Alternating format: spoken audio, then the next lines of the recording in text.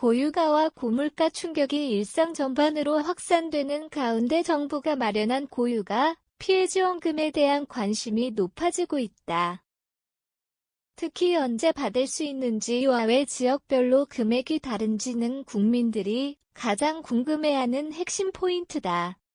이번 지원 정책은 단순 지급을 넘어 체감 효과를 높이기 위해 속도와 형평성을 동시에 고려해 설계됐다. 먼저 지급 시점은 이르면 4월 내 시작될 가능성이 크다. 정부는 추경 통과 이후 신속 집행을 최우선 과제로 설정하고 대상별로 순차 지급 방식을 적용할 계획이다. 가장 먼저 지원을 받는 계층은 기초생활수급자와 차상위계층이다. 생활 여건상 가장 빠른 도움이 필요한 집단으로 분류되기 때문이다.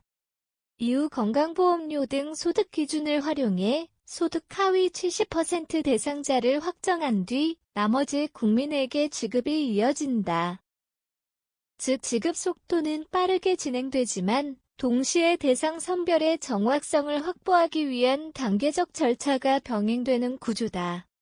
이 같은 순차 지급 방식은 행정 효율성과 정책 효과를 동시에 고려한 결과다.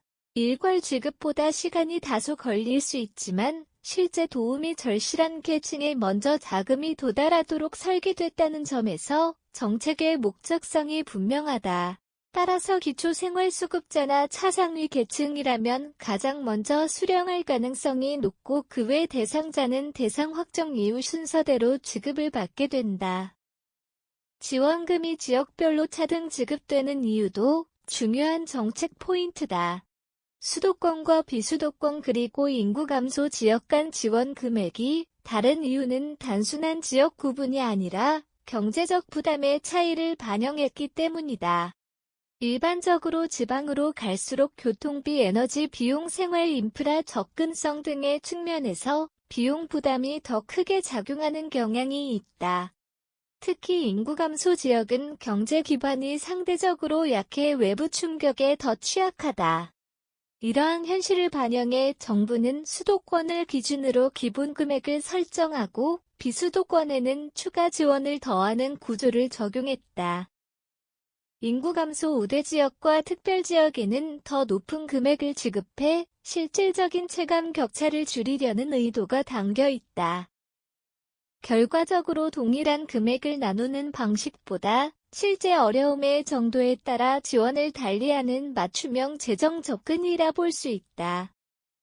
이번 추경에는 현금성 지원 외에도 에너지 취약계층을 위한 추가 대책이 포함됐다. 등유나 LPG를 사용하는 저소득 가구를 대상으로 5만 원의 에너지 바우처가 추가 지급된다. 대상은 기초생활수급자이면서 노인, 장애인, 영유아, 임산부, 한부모, 다자녀 가구 등 기후민감 계층에 해당하는 경우다. 이는 난방 및 연료비 부담이 상대적으로 큰 가구를 선별해 직접 지원하는 방식이다. 또한 교통비 절감을 위한 K패스 정책도 병행된다. 대중교통 이용 시 환급률을 한시적으로 크게 높여 월 15회 이상 이용자에게 실질적인 비용 절감 효과를 제공한다. 일반 이용자뿐 아니라 청년, 다자녀, 가구, 저소득층에 따라 환급률이 다르게 적용되며 특히 저소득층은 가장 높은 수준의 혜택을 받을 수 있도록 설계됐다. 이는 단순한 지원금을 넘어 지속적인 생활비 절감 효과를 제공하는 구조다. 종합적으로 보면 이번 고유가 대책은 세 가지 특징을 가진다. 첫째, 지급 속도를 높이되 취약계층을 우선 보호하는 구조다. 둘째, 지역별 차이를 반영해 실질적인 형평성을 추구한다. 셋째, 현금 지원과 비용 절감 정책을 동시에 운영해 단기와 중기 효과를 함께 노린다. 요약하자면 고유가 피해 지원금은 이르면 4월부터 지급이 시작되며 기초생활수급자와 차상위계층이 먼저 받는다.